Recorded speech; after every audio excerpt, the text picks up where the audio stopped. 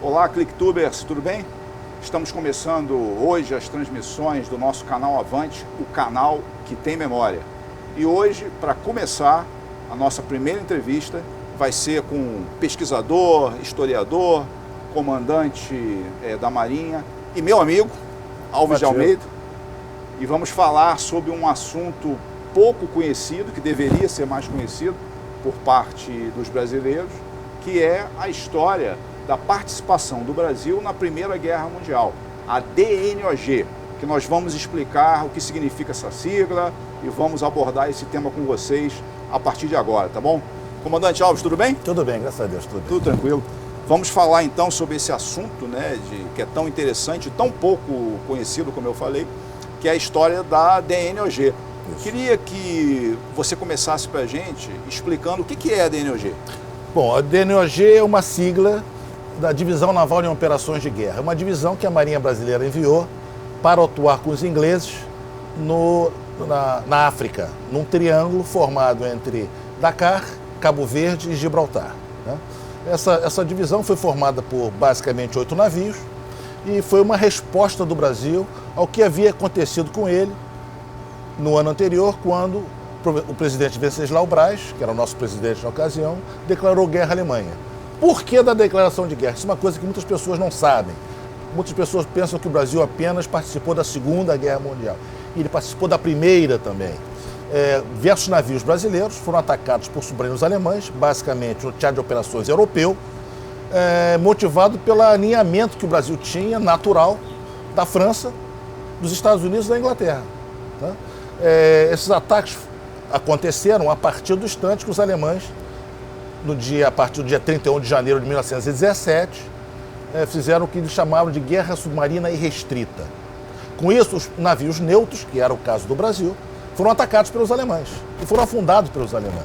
Então, com uma resposta a isso, e houve uma pressão popular muito grande, o presidente Venceslau Braz declarou guerra em outubro de 1917 ao Império Alemão. Tá? E o Brasil enviou algumas contribuições a esse esforço de guerra aliado. O primeiro esforço foi enviar um grupo de oficiais aviadores navais e alguns do Exército para operarem na Inglaterra, com aviadores ingleses. Primeira contribuição.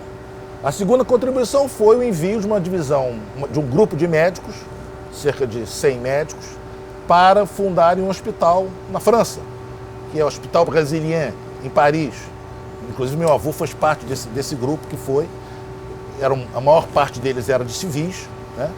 E o professor Nabuco de Gouveia foi o comandante, foi dado o posto de coronel para ele e fundaram esse hospital brasileiro em apoio aos atacados na frente ocidental dos aliados, né? E a terceira contribuição foi a maior, foi exatamente a DNOG, a Divisão Naval em Operações de Guerra, com esses 8 navios. Tá ótimo.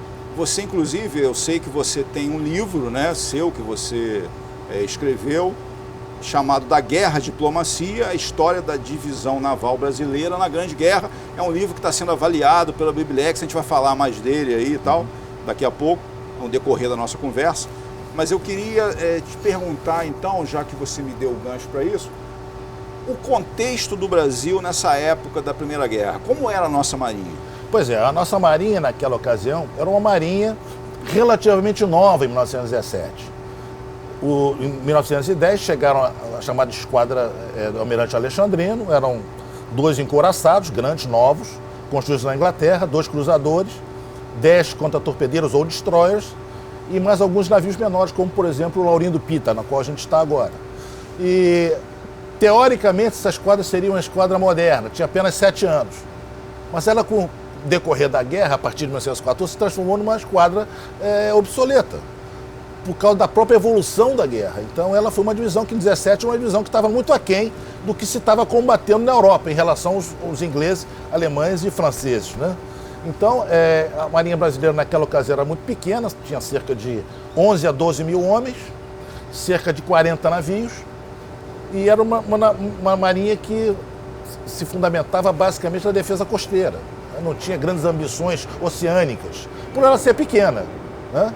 Então, quando o presidente Venceslau Braz chamou o ministro da Marinha o almirante Alexandrino Faria de Alencar, um grande almirante, e determinou que ele preparasse uma divisão, realmente o almirante Alexandrino teve algumas dificuldades na preparação desses navios, né? Que eram navios que estavam defasados no tempo.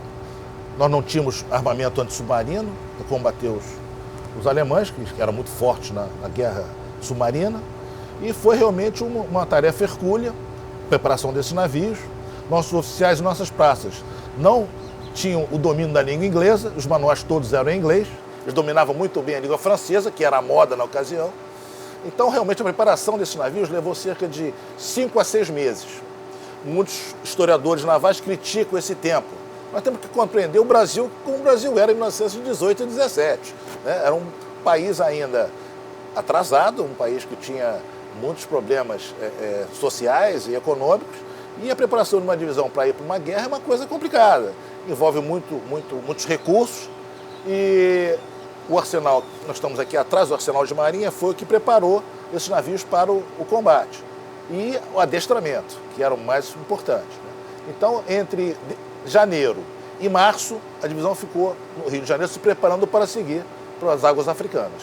Então, quando se criticam, levou muito tempo, eu tenho minhas restrições como historiador profissional. Era o tempo que se tinha na ocasião. E nós preparamos esses navios com recursos nacionais, que foi uma grande coisa, na minha concepção. Vamos pensar Brasil em 1917. Né? Então, acho que o tempo foi suficiente. Mas a guerra estava evoluindo. Né? Estamos no ano final da guerra de 1918. Então, em março, a divisão suspendeu, inicialmente para Salvador.